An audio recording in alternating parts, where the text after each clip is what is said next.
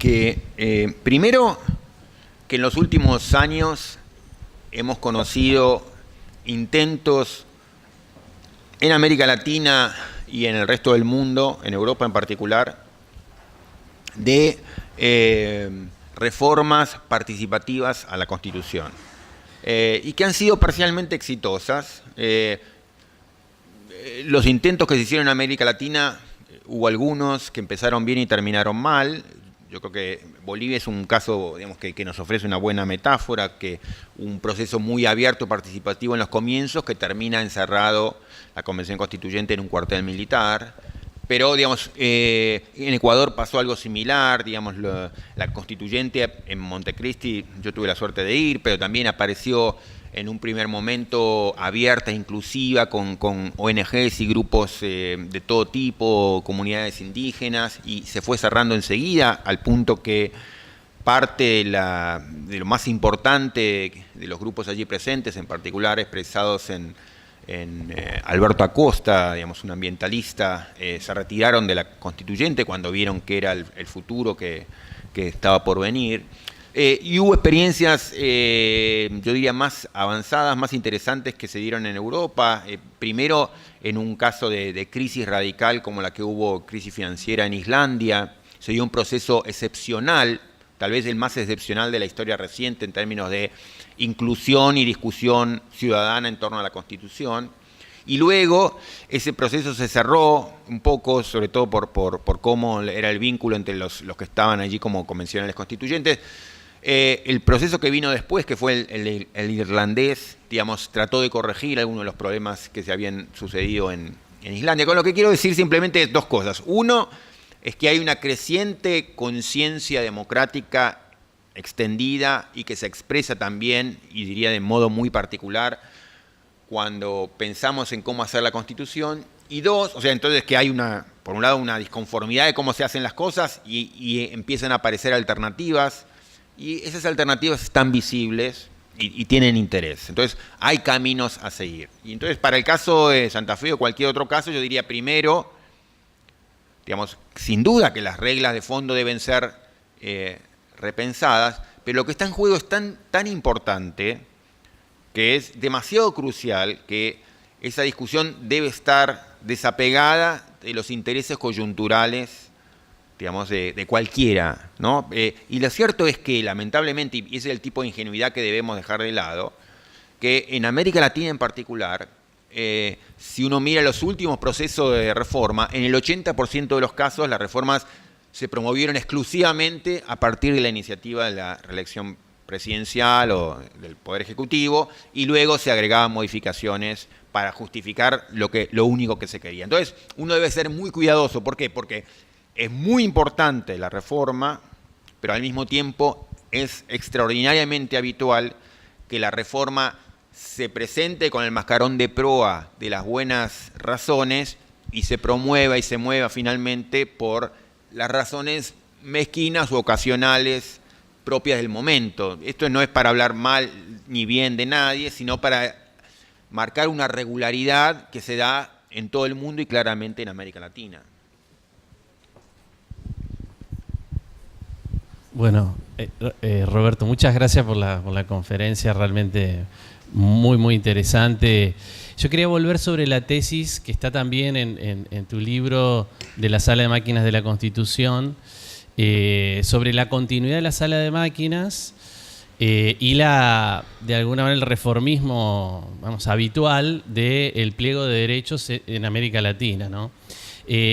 Y si entendí bien, también aquí en la conferencia mantenés la idea de que la Sala de Máquinas está intocada, es siempre la misma, y los derechos, hay innovación a nivel de los derechos, pero eso es poco, y al ser poco es equivocado. Claro, por el riesgo evidente de que lo que no se hizo afecte lo que se hizo. Exacto. Bueno, pero a la inversa, los derechos, sobre todo si uno mira los derechos que se llaman de tercera generación, sobre todo los derechos ambientales, que tocan mucho el ADN de los arreglos institucionales porque introducen mecanismos de participación y de acceso a la información muy interesantes. Ahora se viene a aprobar, motivado por la CEPAL, esta convención para América Latina sobre el principio 10 de participación, acceso a la información y a la justicia. Entonces eso quiere decir que, me parece a mí, desde esa perspectiva de los derechos colectivos, hay un reflujo a la inversa, porque también hay, ¿no?, mecanismos de innovación institucional que tocan los resortes institucionales y aumentan los niveles de participación, aunque también creo que me vas a tal vez decir que es un poco naif porque no son suficientes. Pero bueno, quería saber tu opinión, si esto de los derechos colectivos y, por ejemplo, el amparo colectivo, la class action y demás en América Latina, de alguna u otra forma no es un reflujo a la inversa desde los derechos hacia los arreglos institucionales. Es una pregunta súper importante, muy importante, y le agradezco por eso. Efectivamente, digamos, sobre todo para quien presenta una visión más escéptica o pesimista, digamos, merece mirarse el otro lado de la luna, que lo hay y que muestra esas señales. ¿Cuál es mi preocupación? Que es en línea exactamente con lo que dije, y es que digamos, el remanente de la vieja maquinaria es tal que ha mostrado además una gran capacidad de resistencia frente a los desafíos que efectivamente algunos derechos incorporan. Un ejemplo bastante extraordinario que muestra lo importante de lo que decís y el sentido que también tiene lo que yo digo, es lo que ocurrió con el caso del convenio 169 de la OIT y la consulta obligatoria a los pueblos indígenas. Y la historia de ese derecho es la historia de lo que yo quiero hablar y de lo que vos querés hablar. En ese sentido, en un punto, ambos tenemos razón. La incorporación de, digamos, que muchos países de América Latina hayan suscrito el convenio 169, que obliga a consultas obligatorias cuando se afectan los derechos directos de las comunidades indígenas, etcétera, ha sido muy importante, pero, digamos, la primera reacción del poder establecido, el viejo poder, fue vaciar de sentido a esas iniciativas. Entonces, se daban casos en Perú o en Colombia en donde se instalaba una urna. Se va a instalar una empresa minera aquí. ¿Está de acuerdo o no está de acuerdo? Bueno, pongan los papelitos, ya los pusieron, bueno, chao, se van y terminamos y seguimos adelante. Entonces, hubo mucho intento, diría extremo, de vaciamiento de sentido de la cláusula, y desde entonces se ha empezado una batalla que también es una batalla jurídica. No es obvio que la mejor ayuda vaya a venir de la justicia, pero digamos, es también hay muchas diversidad en las respuestas judiciales y hay muchas respuestas interesantes, en Colombia en particular, en otros casos. Entonces, hay una batalla en curso. Entonces, se dio lo que era esperable, que es lo que, digamos así, mi esquema hubiera predicho, y es el viejo sistema tiene capacidad de resistencia suficiente.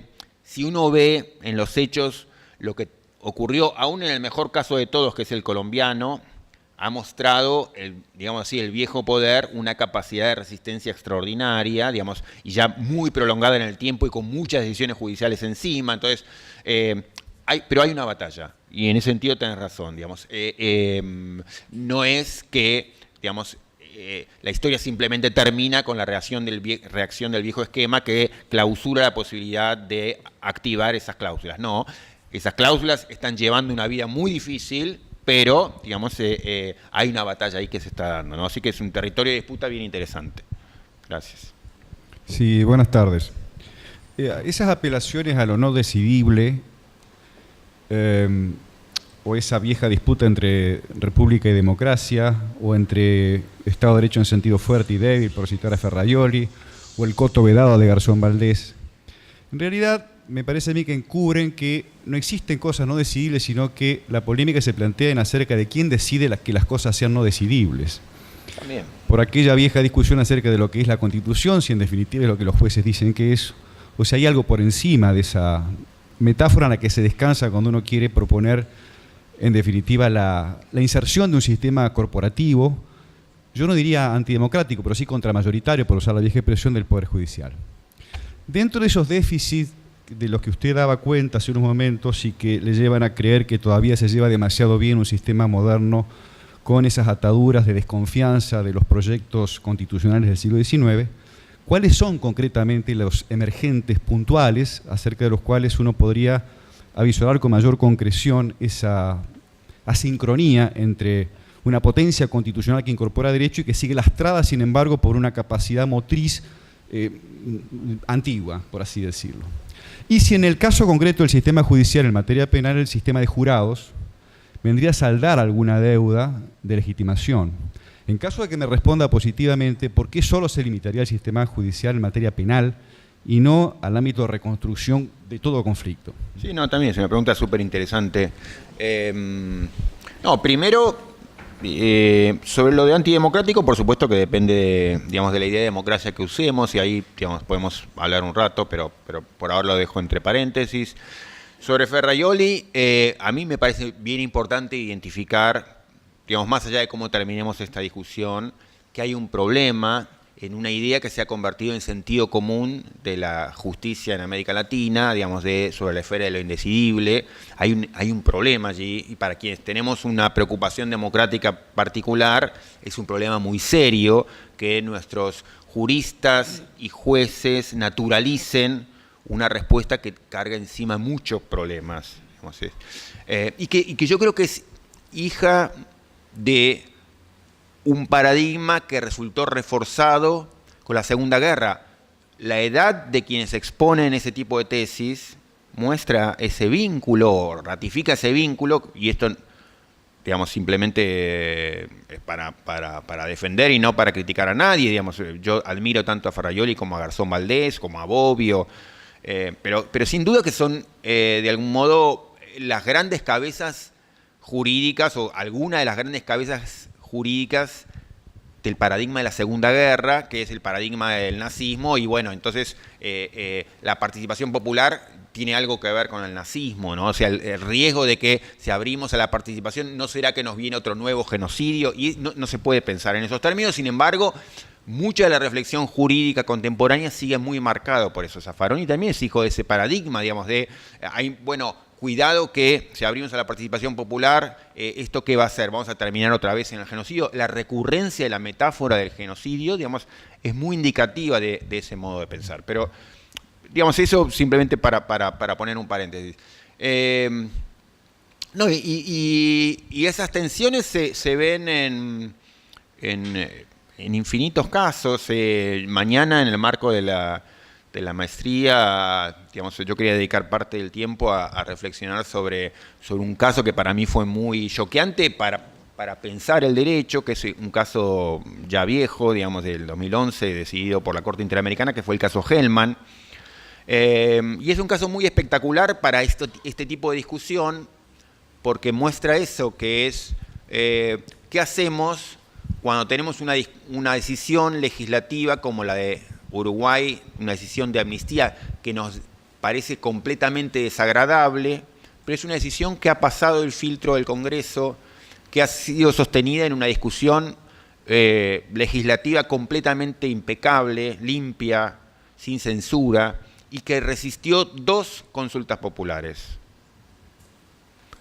Nino, cuando muere y escribe Juicio al mal radical, en realidad lo escribe en inglés, después se traduce, porque le parecía que la discusión estaba demasiado ríspida todavía en castellano. Él había conocido la primera consulta popular en Uruguay, y él estaba no golpeado, estaba reflexivo sobre ella. De ningún modo la actitud era la actitud, ferrajoliana de es ridículo lo que se hace en Uruguay, que es lo mismo que dice la Corte Interamericana. ¿Qué hace el pueblo uruguayo, expresándose sobre estas cuestiones, que es un terreno en el que no le corresponde entrar? No era la respuesta de Nino, que conoció la primera consulta. Dijo, cuidado que acá hay algo importante. Nino había sido responsable de la anulación de la ley de autoamnistía en Argentina, o sea que no es que decía, le hacía un guiño de ojo a la amnistía uruguaya. Él había sido jurista protagonista en la anulación de la la primera ley de la democracia en 1983. Pero sin embargo decía, lo que pasó en Uruguay no es simplemente desplazable con el dogma de la esfera de lo indecidible, que es lo que terminó diciendo en su momento la Corte uruguaya en un segundo fallo sobre la materia, que desdijo su primer fallo, y lo que luego diría la Corte Interamericana. Entonces, hay muchos ejemplos de máximo nivel de importancia que ratifican eso, que hay una tensión habitual entre decisiones democráticas y sistema institucional, y que se resuelven muy habitualmente en contra de las demandas colectivas democráticamente discutidas, aún como en el caso de Uruguay, que no es el caso común, pero es el caso más interesante de todos. Es un ejemplo. Gracias, Roberto, primero por la conferencia, ha sido sumamente interesante.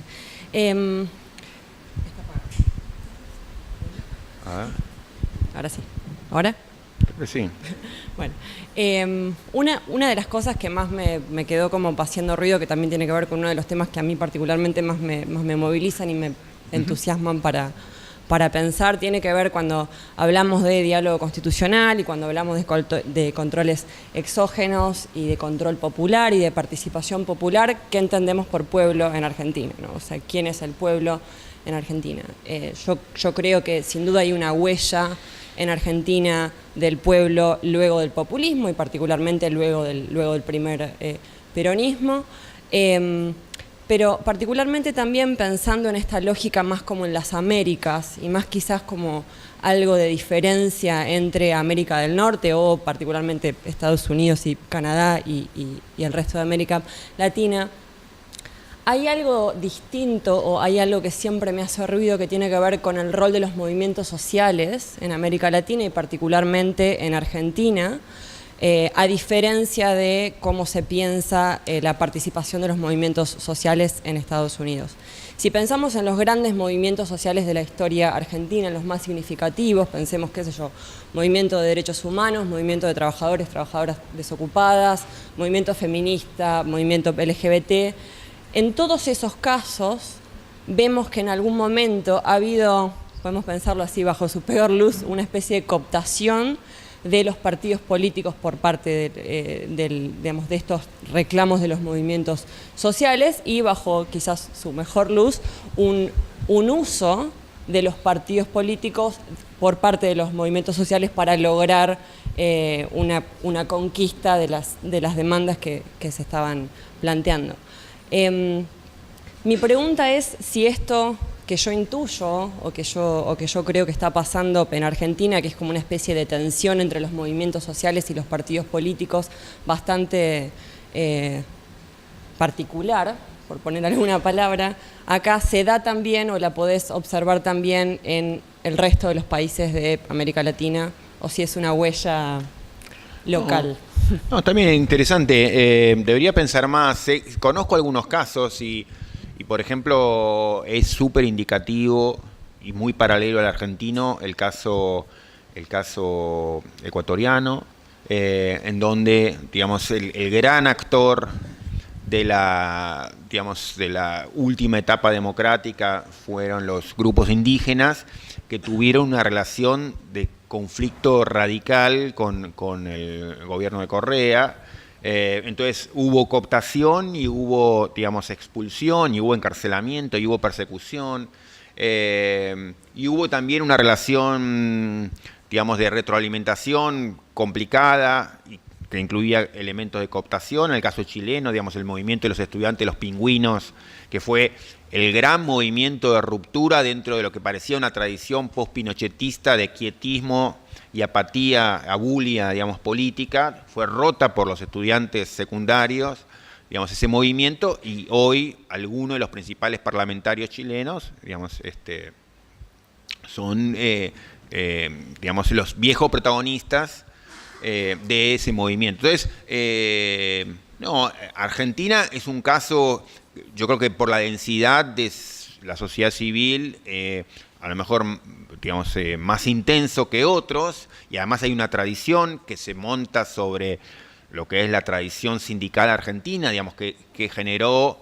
muchas cosas buenas y malas, como sabemos, pero también generó en lo interesante una fuerte gimnasia de intervención y reclamo democrático bien interesante. Entonces, Argentina también tiene esa tradición importante, pero lo que quería decir es que son, digamos, situaciones relativamente fáciles de comparar o paralelas a lo que ha ocurrido con otra intensidad en otros países de América Latina, que muestran cómo en Argentina también, Bolivia claramente, casos, digamos, de intenso activismo de la sociedad civil y esta situación difícil de vínculo, explotación mutua, digamos, cooptación, etcétera. Bolivia es otro caso extraordinario, en donde, por un lado, otra vez, las comunidades indígenas obtuvieron muchísimo, pero también, digamos, tienen enormes limitaciones y tienen una relación complicada con el gobierno. Entonces, hay un fenómeno que se puede identificar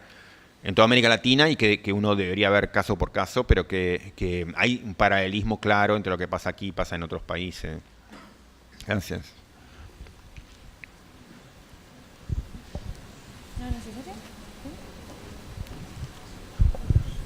Hola, ¿qué tal?